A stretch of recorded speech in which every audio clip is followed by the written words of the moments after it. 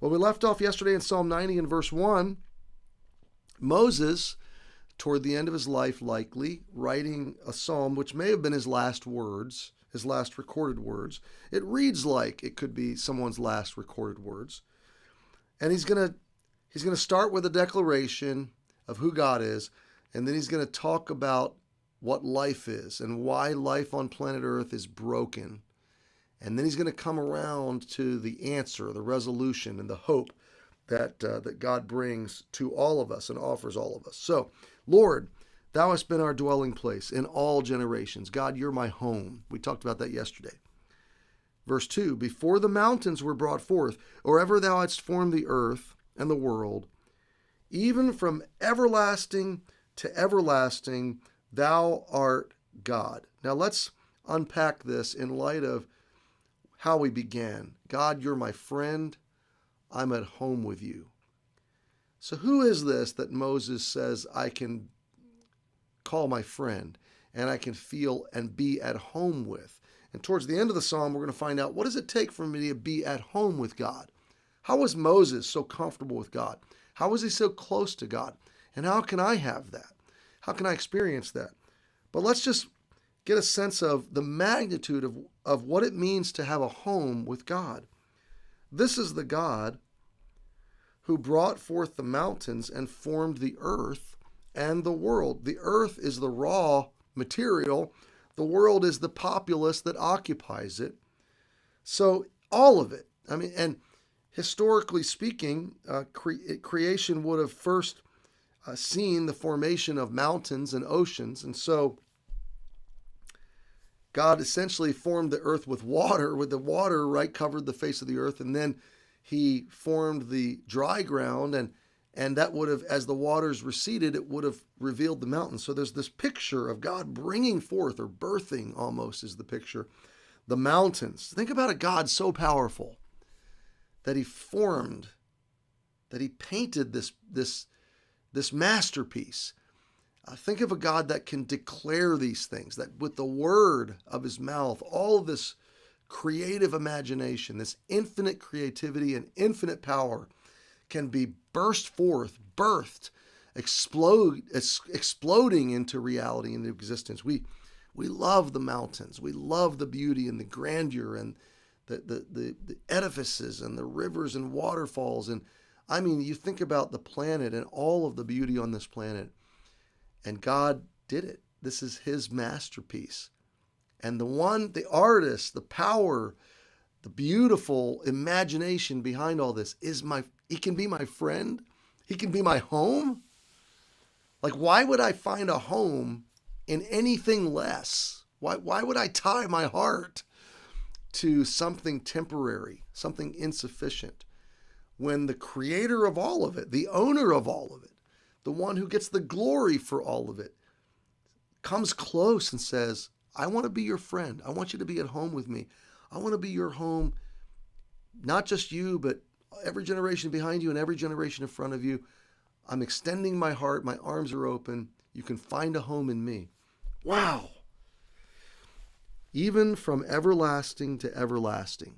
So not only is his creation, not only do we get an idea of who God is from creation, the power, the imagination, the beauty, but think of the span from everlasting to everlasting.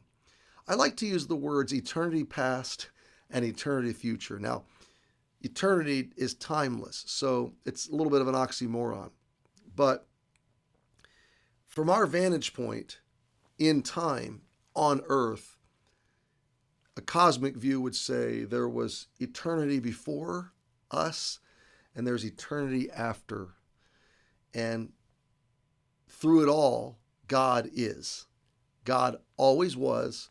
God always will be. This is a sweeping, comprehensive statement. God, you are God. You always have been God. You always will be God. You are God now. There's never been a moment since you brought forth the mountains, since the earth was made, since the world population has grown. There's never been a moment that you are not God and are not in full control of every bit of this. You are God from everlasting to everlasting. You will never be overcome. There will never be a moment where God is not God. And so the best home, the safest home, the most enduring home and source of belonging that you can ever have will be in God. He is a home, and he longs to be a home for you. And he's gone to great lengths to be that home, and he is your home from everlasting to everlasting. Now, think about the day in which we live and the power of this truth when we look at the landscape of our world. Every day, if you're watching any news at all, your heart can plummet to the depths of despair and hopelessness. Where is it all going? And what difference can we truly make in the unfolding drama that seems to have swept us all up? Well, God, we'll see that later. God's given us a very specific set of differences we can make. But he begins it all by saying, you are able to find a home that is permanent, to find your safe place with God, and that will never change. And you don't have to worry about future generations. You have to lead them and point them to God as their only home. And the next generation can find their home in God and know that he will always be God. One of the great things I rejoice in about our church is watching the next generation embrace Jesus, worship Jesus energetically, lead us to worship him, serve him. I love seeing the young people at Emmanuel and many young families that have moved to Connecticut or migrated to Emmanuel, that God has drawn to the work that he's doing at Emmanuel through his word. And they're singing and serving and growing and investing into the next generation. And it is such a joy. Every now and then I come across a critic or I run into someone that wants to tell me all of my flaws and faults and blind spots. And I always think, well, let's get a piece of paper and let me give you a really accurate list, because I know them pretty well. And if I get my eyes on the critics or on my supposed blind spots, I get discouraged.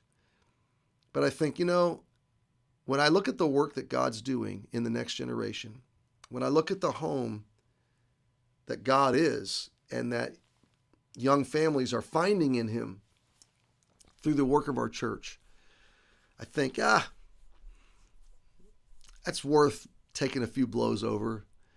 It sure is worth absorbing a little bit of criticism, critique, when I look at the fruit of people choosing Jesus, growing in grace, experiencing transformed lives. There's nothing that's as joyful as watching the next generation find their home in the God where I found my home.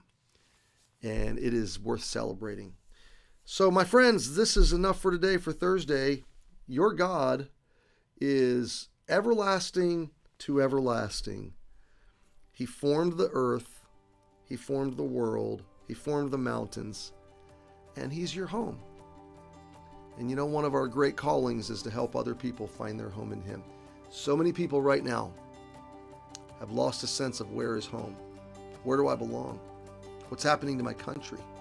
What's happening to the world? Where do I fit? Where's this all going?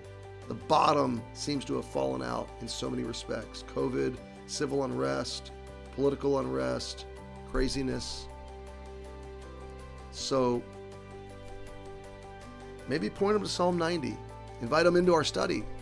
Invite them to find a home in the God who is everlasting to everlasting. That's enough for today. Happy Thursday. See you tomorrow.